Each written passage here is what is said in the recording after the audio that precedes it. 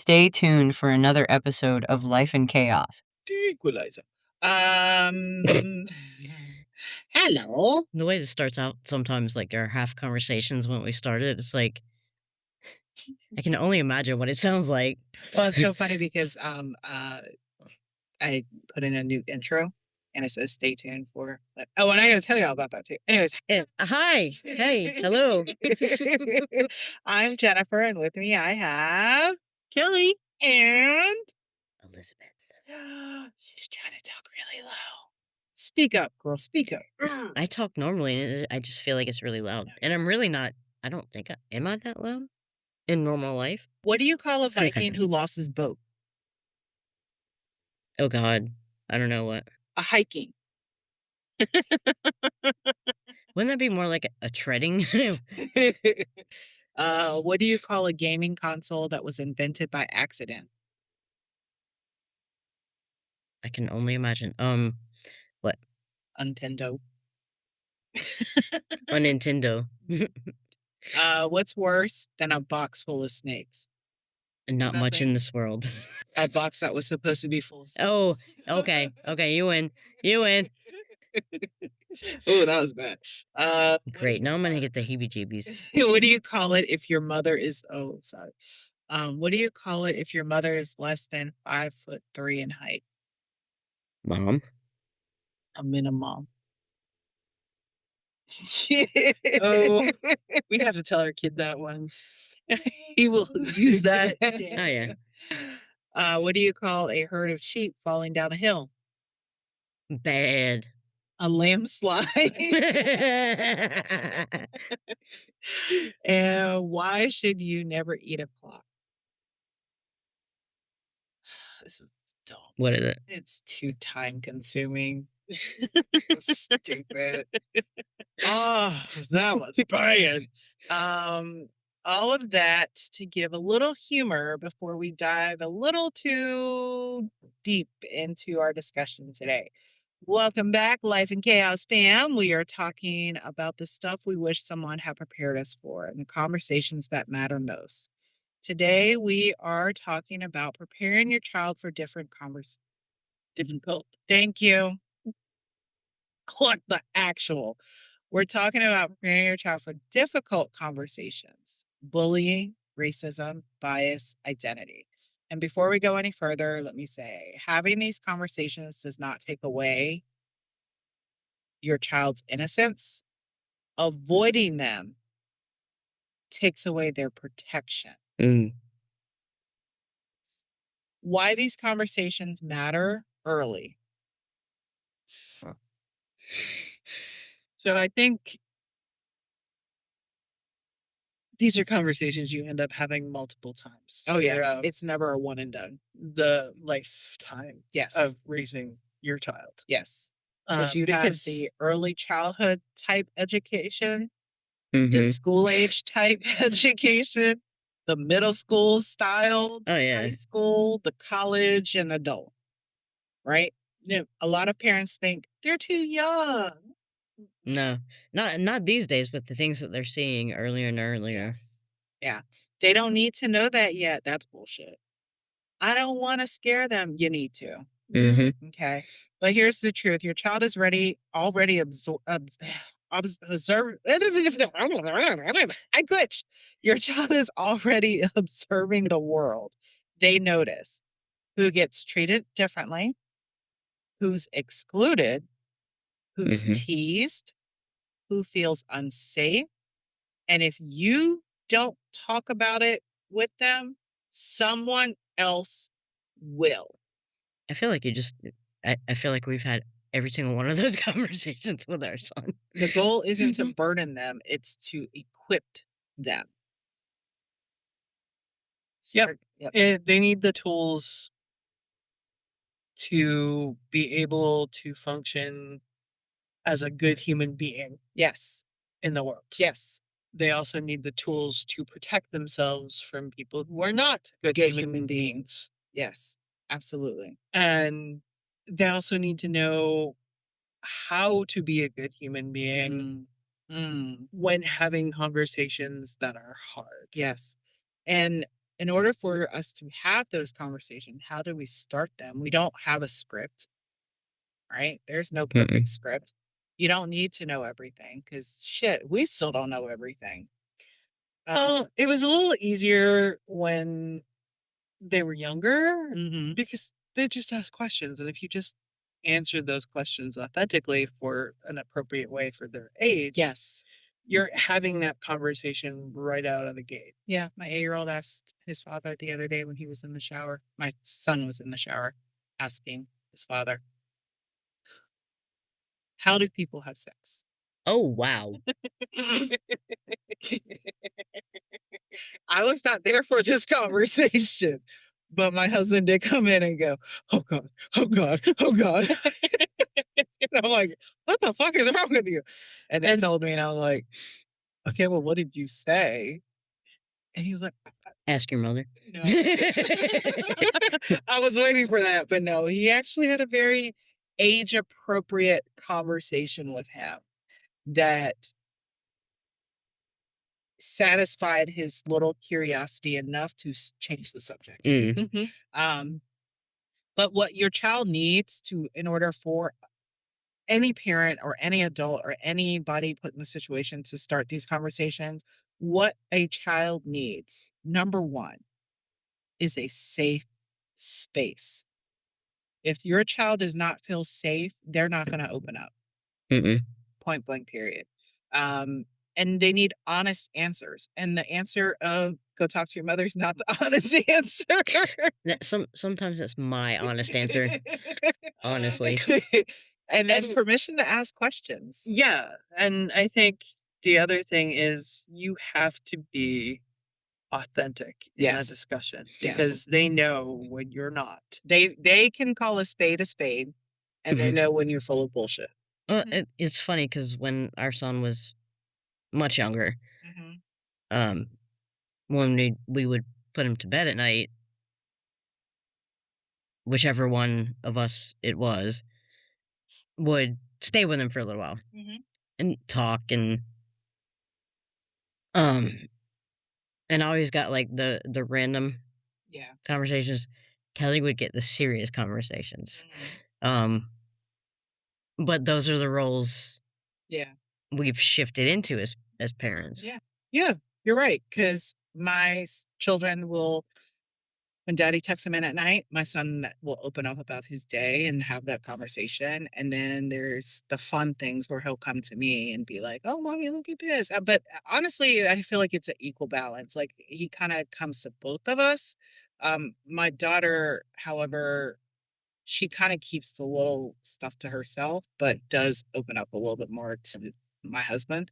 I had a very honest and safe conversation with her the other day. And mind you, she's 5. Okay. I had to keep reminding myself that she's 5. And I said to her, I said, why is it when I say, good night, love you, that you, not that you need to say it back, but when I tell you I love you, I don't hear that back from you at any point. And she's like, well, I say good night. Almost to be like, that's duh, right? That's enough. And I'm like, yeah, but if daddy says, good night, love you, you're like, love you, daddy. And then like we're off. And she just looked at me and kind of like does this little smirky smile thing. I can picture that. Yeah. And I'm like, mama, because I rarely ever call her by her given name. I'm like, mama, really? And she's like, but I say good. I said, I know. I said, you know what? Better yet, I just won't say it. And I was teasing, and she knew I was teasing because she knows what I'm serious and she knows what I'm like. And so she was like, Mommy, don't do that. Don't be mean. And I was like, fine, And to this day, I'm like, okay, bye, I love you. And she's like, bye. Like, oh, you little snarky little thing. But that was her safe space and honest, for me to be like, this is how you make me feel. And I mean, that also demonstrates something that's really important in terms of bodily autonomy and consent. Yeah. Yeah. And she obviously knows that you stand by those things. Yeah. And that was something that we were very careful with our son as well. Mm-hmm. Mm-hmm. And, to this day, even when things were challenging, Mm-hmm. um, he understood that when he said no, it meant no. Right. Right. And Now he uses it as a joke with us. Yeah. Like, come on, it's time to go to school. But you always told me. Like, okay, this is not one of those situations, this buddy. is not that time. Right. My child is starting to do that way too early. Jesus help me. Oh no, they start early. Yeah. I mean, especially these little smart kids. Ugh, 'cause, smart oh my asses. god. But one of the things, another way to try to start the conversation with is, have you seen someone treated unfairly? And that's honestly, if we turn on the TV, we see that daily, Oh, yeah. right? Has anyone made you uncomfortable lately? And I do ask that question when I start to see a shift in behavior. Oh, yeah. If I start Oh, to yeah. see that they're a little bit more whiny or a little bit more argumentative or whatever the case, I'm like, are you okay? Did something happen today that I need to be aware of? And then ultimately I say, did someone make you feel a certain way today?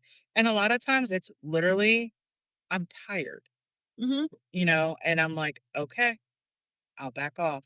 But I do ask those questions because, again, for 8 to 2 they're out of my sight. They're in Yeah. school. I don't have a camera to see them. I Yeah. don't know what's happening. But when they go to aftercare, I see cameras that, he has his watch on. I am watching those moments, but I also want to make sure that they know, if something ever happens, that They can come to you. come to us and say it. Mm-hmm. And the last one is, do you know what bullying means to you? So we have these things that um, I work with the kids on every single morning. It's our 5 daily reminders. And our 5 daily reminders are, listening ears, pay attention. No, God, now I fucking forgot them. Follow directions, pay attention, listening ears, mind your manners, and I can't remember the fifth one. Shit, the kids are gonna kill me. But then they created the bonus one, which is no bullying and don't let anyone bully you. So they understand what bullying is. They've seen it, not firsthand, but we watch Starman a lot.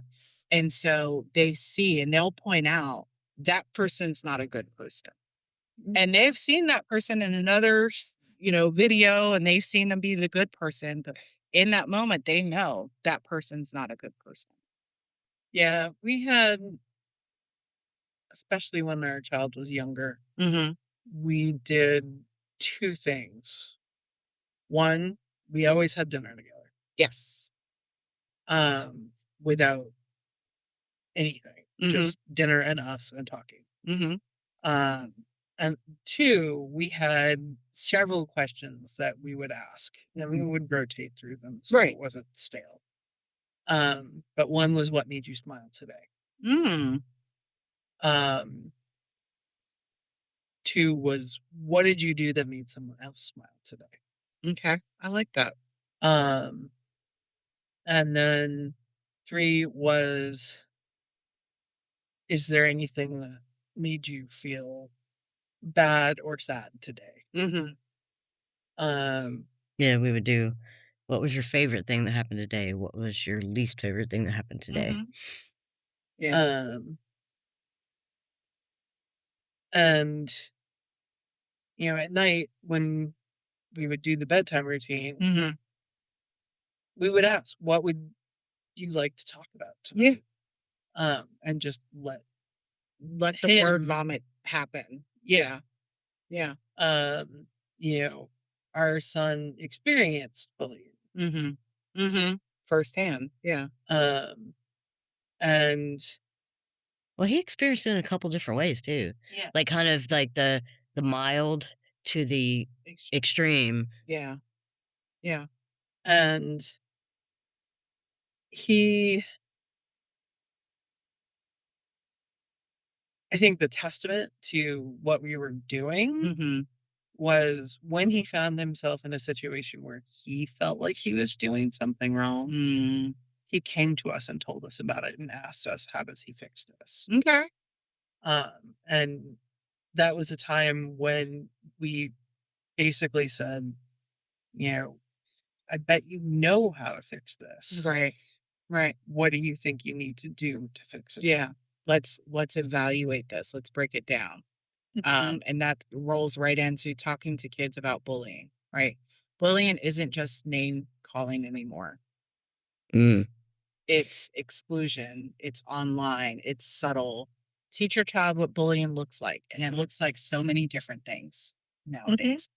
Bullying, not just from school, but as they get older, bullying from their so-called friends, bullying in the workplace as they grow up and become, independent and want to start making their own little money.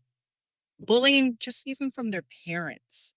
Yeah. And that it's not their fault. They didn't ask for this. That silence doesn't equal safety. Give them language like, that's not okay. I don't like that. And most importantly, I need help. Yeah. I mean, we had an emergency when our child was in 5th grade. Mm-hmm. That was really serious. We had to get school administration involved, etc. Mm-hmm. And it was serious enough to the point where the other child was removed from the school. Oh, wow. So And this kid came up with all these ideas of how to handle things on his own to remove himself from the immediate situation. Yeah. It didn't work, but he's the kind of kid who he has to kind of toss things over in his head before he can talk about it with us, just because he's got to figure out, Right. you know. So he finally came to us, and it's like, why didn't you come to us sooner? And that's what, we try to. Yeah. We didn't say that to him, but in your mind, you're screaming, I wish you would have came sooner. And I have even caught myself to be like, why didn't you tell me this sooner? But also, and my child will tell me because I didn't know how. Yeah. And for our child, it was definitely, I can handle this. yeah. And when he couldn't, he told us. Yeah, when it got to the point where he was legitimately afraid for his life. Yeah. And that's, Hey, but we also ran into it in high school where it wasn't bullying in a traditional sense. right. It was in a relationship sense. Yeah. The relationship bullying is Really bad. yo. Well, and as a parent, you have witnessing this. you're witnessing it, but you have to be very careful what you say so that you don't push your child straight into it more because they're like, well, you're wrong. And Yes. so it's like, we've got to watch this crash and burn. But be there Yeah. to pick up And- the pieces. Yeah.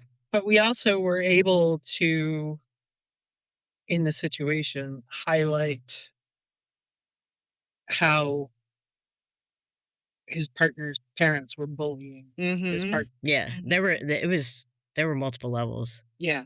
And that's what I was saying. It's like the parents bullying their children, how that resonates into the child bullying other children because they themselves, they don't have an outlet.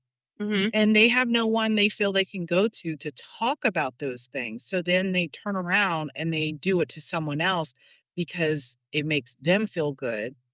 But then if their parent gets wind of it at school, then they come home, the repercussion is even worse. Right? How do I know this? Because I was the bully, right? I was the bully and I got bullied. I got threatened by someone that they were going to slice my face.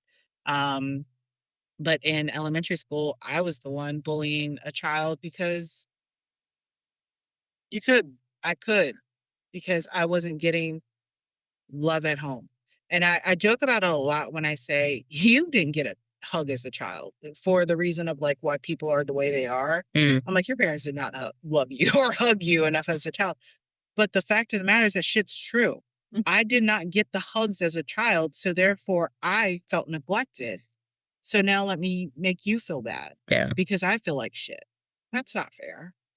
And I even tell my kids, I'm like, I was the bully and I got bullied. Don't be. Do as I say, not as I do.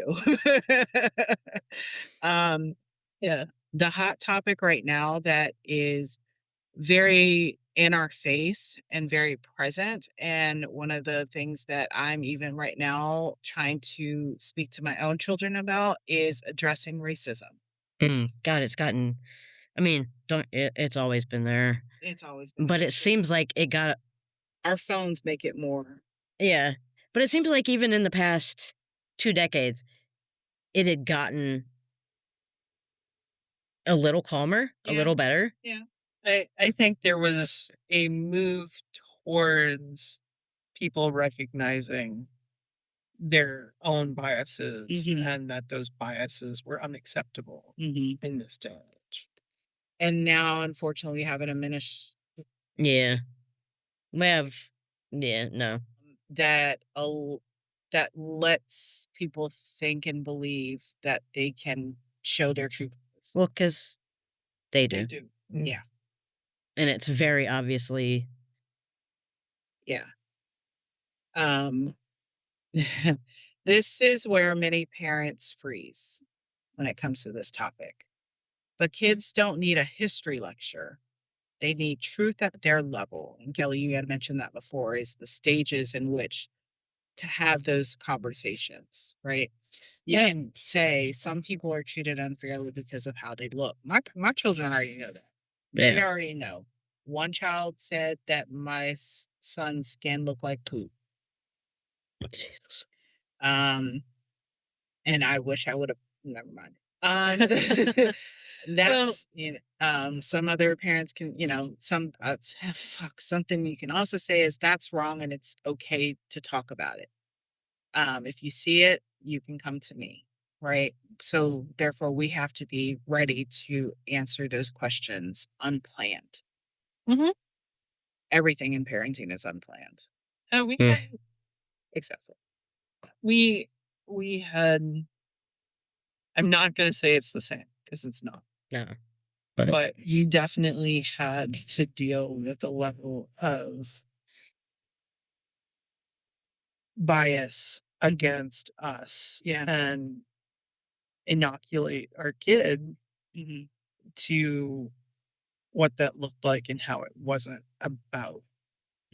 Right. Yeah, like when Right. when he was born, he had to be transferred from one hospital to NICU Mhm.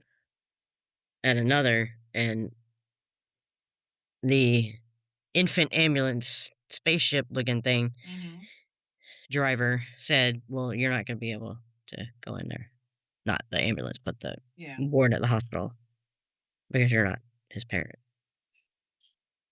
And I'm like, okay, there's a lot to unpack there. We'll deal Yeah. with that later. First, just take care of my kid. Yeah. Yeah. Um,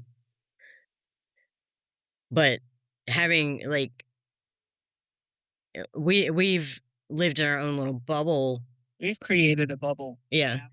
And it was like, Very purposeful. yeah, but hearing that, it's like, How dare you? What? Yeah. Yeah. But I'm like, we'll deal with that later. Just Get my do your job Yeah. for now. fix my kid. I didn't ask you Yeah. for your opinion. Yeah. Opinions are like assholes. Everyone has Oh, one, yeah. nobody wants Oh yeah. some of the phrases that I feel that we should avoid, in a sense, is we don't see color. Oh, that is ridiculous. But that's been said so many times in my growing up. Or my best friend is. Yeah. Or everyone is the same. No, no one's the same. Instead, acknowledge differences and dignity. Teach them to notice injustice, to speak up safely, and to ask questions without shame. Silence doesn't make kids neutral. It leaves them unprepared. Yeah. And that's the whole point of this, is to prepare our children for what's out there, what's in our face, and what's happening in today's society, in today's shit dumpster fire of a world. Talking about identity and self-expression. Children are learning who they are long before they can explain it.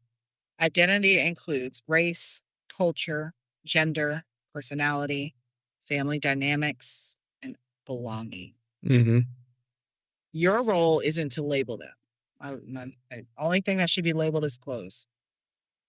That's my opinion. Your role is to support them. Say things like, you get to decide who you are. You're safe to talk to me. There's nothing wrong with being yourself. Be you, boo-boo. I think it's on parents to also help build the children's self-esteem. Yes. But Not define who they are. No. But I kind of want to I want to kind of explore that a little bit, because what if the parent lacks self-esteem? How do you then build self-esteem in someone when you yourself doesn't? The same way you break cycles in parenting. Okay. You Practice what you preach. practice what you needed. I believe that's how you said it. Yeah. And what did you need to feel better about yourself? Mm-hmm. Make sure you're giving your kids that. Yep. Mm-hmm. Good. And you end up with a kid who is confident and thinks they're right all the time and is smart and shit and is a good person. Yeah. And they may not always make the decision that you would like. Sometimes it seemed like a good idea at the time. Right. Yes. And they're learning to navigate things in a way that is accurate to their relationships. So, like, our kid has still a friend who is mixed, but is relatively dark. That's a melanin in Mhm. And he very much is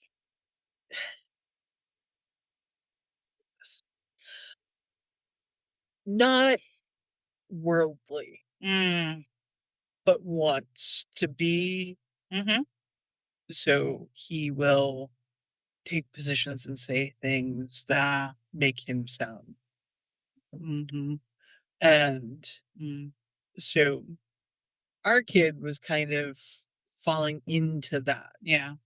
Because that was how they were interacting. And it wasn't in a bullying way, and it wasn't in I'm trying to harm someone way. No, it was terms of endearment in a way.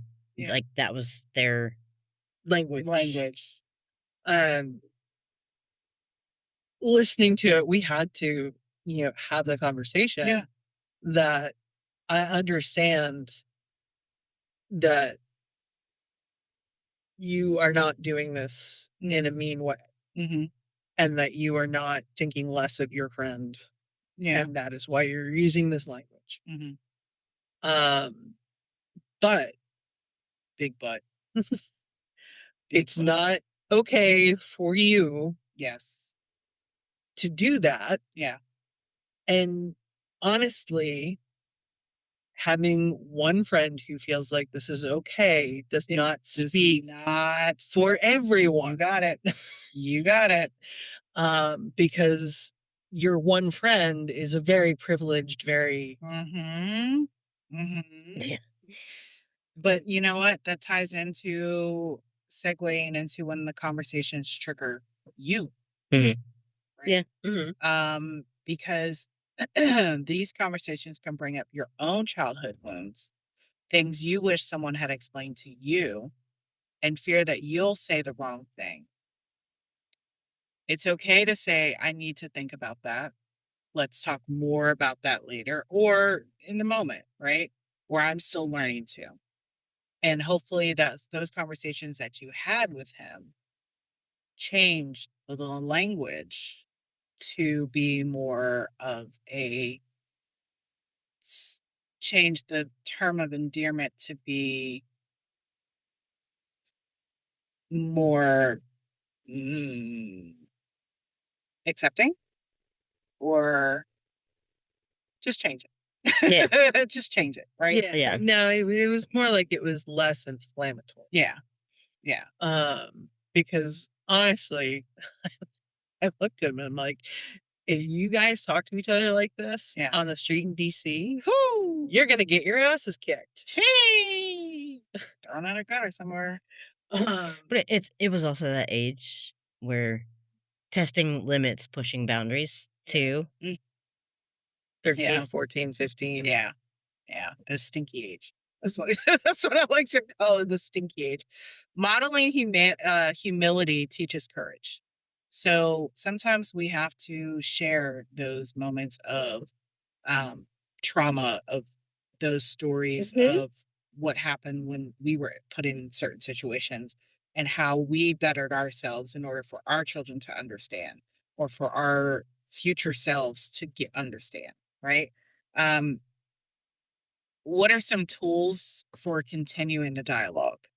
There are books out there. There are podcasts. There are podcasts. They're honestly, I think one of the biggest conversations that both perspectives, like no matter what you identify as gender, your parents should be having the conversation with you about relationship Yes. aggression. Yes. And that's something that's really hard to do, and people don't want to believe it's going on. People don't want to believe teenagers are doing it to each other, and they don't want to believe it could happen to their kid. They That also famous line, that can never happen to me. and they also don't want to believe that it could be unstereotypical. Yeah. Well, and even in a county next to us, Yes.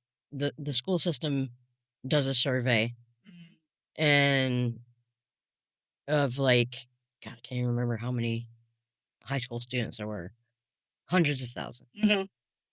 And I want to say it was somewhere between 70 and 88% had reported that Some form. Yeah. Yeah. Yeah. And it was like, what? Like, the biggest takeaway for me and on how to continue the dialogue of bullying, racism, bias, and identity is just keep the lines of communication open. And pay attention. Yes. Pick up on the social cues, pick up on your child's feelings, their attitude shifts, the conversations that they have with especially on the younger children. When they're playing, listening to how they're playing, listening to the words they're using, the language they're using, the actions in which they're performing. Like, pay close attention. an attitude, like, Yeah. the way they act, if there's a shift, address it with them. Yes. Like, hey man, what's going on? Or what? Yes. Nothing, I'm fine. Yeah. Okay. Look, you can say, I don't want to talk about it right now. Right. And that is valid. Yes. Yeah. But don't tell me nothing's wrong when you just yelled it, which is not like you. So something is obviously going on. Yeah. Leave that space for them to come to you, right? When, that open arms. When people say, "Oh, my door's always open," no, my arms are always open for whenever you need that hug, just to take a breath, right? Normalize checking in, celebrating empathy and curiosity. This isn't a one-time talk; it's an ongoing conversation. Absolutely. This does not stop. The buck does not stop here. It continues. These stages, like we just said, continue to go. So, some questions to ask everyone. What topics make you most uncomfortable and why? I already know Elizabeth's answer to this. What Yep. do you want your child to do when they feel unsafe? And how are you teaching them compliance or confidence? And do they know that they have a safe space with you, no matter what? Those are just some things to think about, right? Yeah, and I think for us, we've worked really hard to make those things reality. And between Elizabeth's very strong sense of fairness, Yeah. right now, Yeah. our kid has actually gone down that kind of path, Okay. as well. And I think when everything went down with the relationship he had been in, one of the things that we said was, we can tell you're different. These are things that you are doing now that you never used to do before. Right. We're not saying that you're in trouble, but we are going to tell you that this is leading you in a bad direction. Yes. And you could get in trouble. Yeah. And we're just trying to give you information that will help you be safe. And you did say that there was something as far as like this whole preparing your child for difficult conversations. Something that had taken place in their recent place of employment. Oh yeah. So he's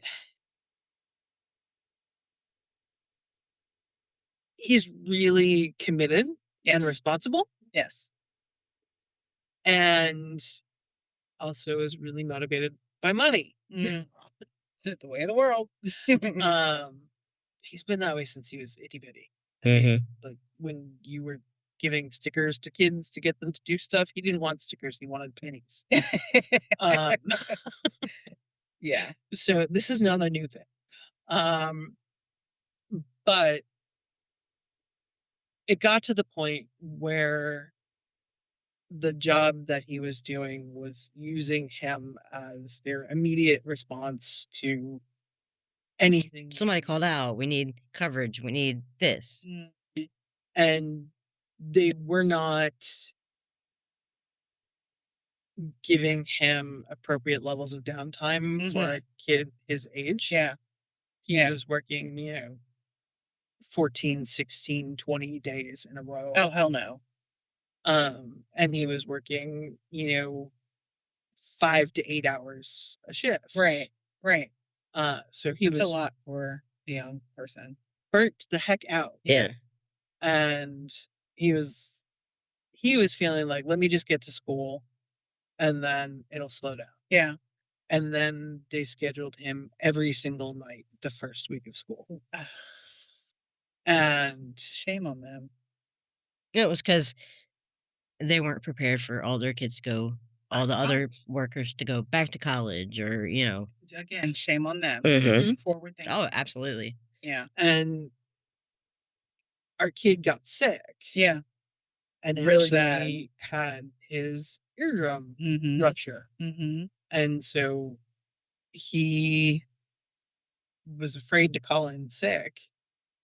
And we're like, no, It's a safety issue, buddy. you have to. Yeah. You can't take a chance of giving this to anyone, and you can't take a chance of getting an infection from anyone. Yeah. Well, not only that, but the type of job it was. Yeah. It's very The movements that he would have to do with a ruptured eardrum would not be the balance, the Absolutely. coordinate, absolutely. So I stepped him through how to handle I will not be there, I am sick Yeah. conversation. And when the first communication about it, the manager pushed back Uh-huh. and was like, we really need you. Can't you come in? And you can wear a mask. Oh. And and we're like, no, oh hell no! What the? No.